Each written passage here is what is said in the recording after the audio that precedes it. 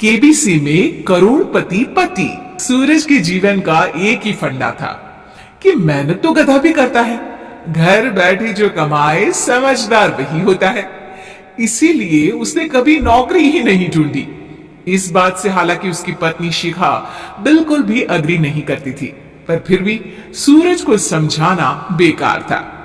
TV में कैसे बनोगे करोड़पति का एड देखकर उसे लगा कि बस अब तो घर बैठे ही वो करोड़पति बन सकता है, और उसके पीछे उसने अपने सारे सोर्सेस एक्टिव कर दिए।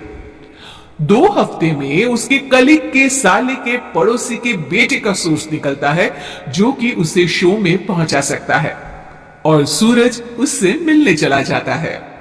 अच्छा, तो हमें मुकेश जी बता रहे थे कि आप हमें शो में पहुंचा सकते हैं। हाँ, उसमें कोई तकलीफ नहीं है। मैं कल अगर कोशिश करूं तो इसी महीने में आपका नंबर आ जाएगा। अरे ये तो बहुत बढ़िया हो गया। अच्छा, वो सिलेबस और क्वेश्चन पेपर का कोई जुगाड़ है क्या? उसका तो कोई जुगाड़ नहीं है। तो वो वाकई में कुछ भी पूछ सकते हैं? हाँ, वो तो बच्चन जी पर है, जो पढ़ते हैं वो पूछ लेते हैं। पहली कोशिश फेल होने पर अब सूरज के सामने एक बहुत बड़ा सवाल था कि आखिर जवाब कहां से लाए। तब शिखा ने एक सजेशन दिया, क्यों ना सूरज अपने चचेरे भाई सुमित से मदद मांगे, जो कि यूपीएससी की तैयारी कर रहा था। हालांकि इतनी मेहनत करना सूरज को समझ में नहीं आता था, पर कोई और रास्ता ना मिलने पर वो आखिर सुमित से बात करता है। अरे सुमित, हमारा कैसे बनोगे करोड़पति के लिए सिलेक्शन होने वाला है, तुम हमें थोड़े चिट बनाने में मदद करोगे क्या? अरे भैया, चिट बनाए तो सालों हो गए, उसमें हमारा एक्सपर्टीज नहीं है, बल्कि आप बोलो तो हम आपकी पढ़ने में जरूर मदद कर सकते हैं। हट, कैसी अनाप शराब बातें कर रहा है तू? सूरज ने सुमित को मना तो कर दिया था, पर तैयारी करने के सिवाय कोई चारा उसे दिख भी नहीं रहा था। खासकर जब 12 के पेपर लीक करने के एक्सपर्ट शुक्ला जो भी हाथ जोड़ लेते हैं। आखिर सूरज को सुमित के पास जाना ही पड़ा, और उसने सुमित और शिखा से वादा किया कि वो बहुत मेहनत करेगा। 1 महीने की तैयारी के बाद फाइनल हुआ कि शो से 1 हफ्ते पहले एक ट्रायल खेला जाएगा, जहां पर सारे रिश्तेदार ऑडियंस की जगह पर होंगे और शिखा सवाल पूछे। दूर दराज से भी रिश्तेदार आकर हाजिर हो गए देखने कि आखिर कैसे बनेगा सुमित करोड़पति। सब कुछ सेट था, और इतने में सूरज आकर अपना स्पीच देता है। ये 1 महीना मेरे लिए आसान नहीं था, पर अपने भाई सुमित और अपनी पत्नी शिखा की मदद से मैं इतनी दूर पहुंच पाया हूं। मेरे मम्मी पापा के आशीर्वाद ने भी बहुत साथ दिया है मेरा। मैं उम्मीद करता हूं कि आज के शो में आप लोगों को बहुत मजा आएगा। साक्षी पहला सवाल पूछती है, और पूरे कमरे में सन्नाटा छा जाता है। इंडिया में कितने स्टेट्स हैं? 3, सॉलिड, लिक्विड और गैस। अरे रुकिए, तो ऑप्शंस तो देने दीजिए।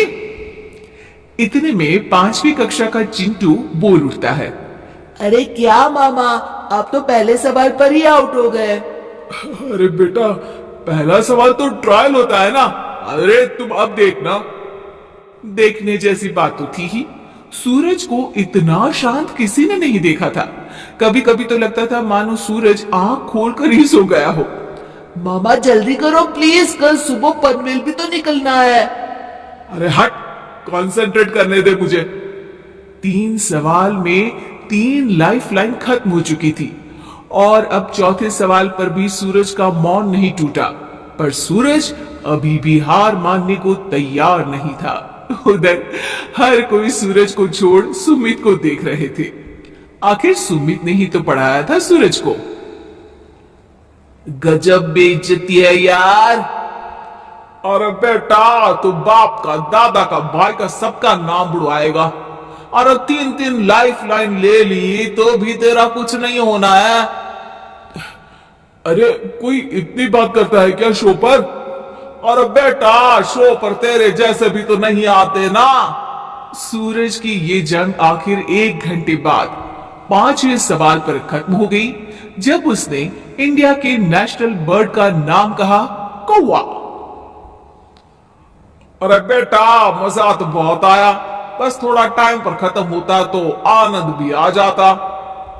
ताने बारिश की बूंदों की तरह बरस रहे थे और सूरज को भी समझ आ रहा था कि ये करोड़पति बनना शायद उसके बस के बाहर की बात है। पर वो आखिर ये बात मान कैसे लेता? वो सख्त लौंडा जो ठहरा, उसने सोचा कि बेइज्जती तो हो ही चुकी है, पर अगर मैं हार नहीं मानूं तो शायद कुछ हो सकता है। शिखा, तुम देखना, असली शो में आग लगा दूंगा, आग, करोड़पति बनूंगा मैं। हाँ, सब्जियां खत्म हो गई है घर पे, ले आओ, पहले पति बन जाओ फिर करोड़पति बनना। अरे गजब बेइज्जती है यार। बेटा, अभी तो घर पर ही हुई है, 1 हफ्ते में तो तुम देश के सामने करवा कर आओगे। वैसे जब टीवी पर जाओ ना तो बस अपने मम्मी का ही नाम लेना, ठीक है? कोई पूछे तो बोलना कि पापा नहीं है मेरे। अरे पढ़ाई की, पेपर निकलवाए, इतने सारे लोगों को खाना खिलवाया, क्या फर्क पड़ा? इसीलिए मैं कहता हूं कि मेहनत तो गधा भी करता है, घर बैठे जो कमाए वही सिकंदर। लेकिन मामा, गधे भी जानते हैं कि हमारा राष्ट्रीय पक्षी मोर है।